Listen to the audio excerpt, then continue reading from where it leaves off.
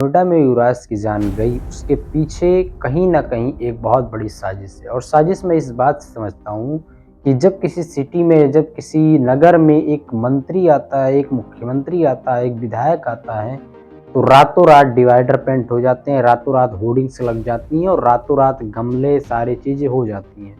लेकिन नोएडा अथॉरिटी के पास इतने सारे बजट होने के बावजूद वहाँ पे डिवाइडर सही से नहीं बनवा पा रहे हैं, सही तरीके से जो रेडियम्स नहीं लगा पा रहे ताकि आने वाले लोग सचेत हो सकें कि आगे मोड़ है, आगे खाई है, आगे कुछ भी है।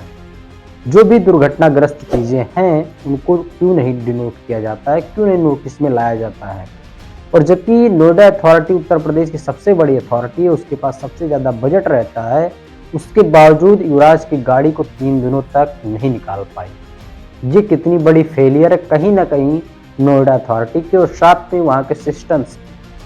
सिस्टम आजकल इतना नीचे गिर गया है कि एक आम आदमी की जान की कुछ कीमत नहीं है। सिर्फ मंत्री, सिर्फ विधायक, सिर्फ मुख्यमंत्री और तमाम वीआईपी लोग। आम आदमी कहाँ जाए? जहाँ आम आदमी अपने सबसे ज़्यादा पैसे टैक्स में देता है, सबसे ज़्यादा टैक्स अगर कोई पे करता है तो मिडिल क्लास फैमिली पे करती है और नोएडा अथॉरिटी जैसे के अंडर में इतने सारे आम आदमियों की जान चली जाती है और उसकी कोई वैल्यू नहीं है। क्या नोएडा अथॉरिटी अभी भी सो रहा है? क्या देश की सिस्टम अभी भी सो रही है? बड़े-बड़े मीडिया हाउसेस इस सवाल को क्यों नहीं उठा पा रहे हैं?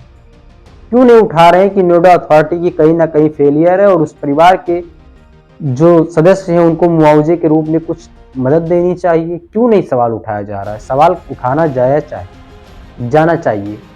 और जब मीडिया नहीं उठाती है तो कहीं न कहीं मीडिया देश का जो चौथा स्तंभ है वो कहीं न कहीं नीचे जा रहा है। मैं इस बात को पूरी तरीके से स्पष्ट कर देना चाहता हूँ। अगर सोशल मीडिया पे लोग आवाज़ उठा रहे हैं और मीडिया उसको आवाज़ नहीं उठा रही है, अपने दफ्तरों में नहीं आवाज़ उठा रही है, तो कहीं न कहीं बहुत बड़ा फेलियर है और नोएडा अथॉरिटी की सबसे बड़ी फेलियर है कि इसके पहले एक ट्रक वहीं पर डूबी थी। ट्रक के डूब जाने के बाद नोएडा अथॉरिटी की आंखें नहीं खुली और युवराज की दुर्घटना हो गई, फिर भी अभी भी आंखें बंद की बंद हैं। मैं पूछना चाहता हूँ कि क्या मंत्री, क्या विधायक, क्या मुख्यमंत्री, क्या प्रधानमंत्री, क्या मिडिल क्लास के दिए हुए टैक्स से नहीं चलते हैं? 5-5 करोड़ की डिफेंडर सैकड़ों की काफिले में चलते हैं लोग। उनकी जान की वैल्यू और एक आम आदमी की जान की वैल्यू नहीं है।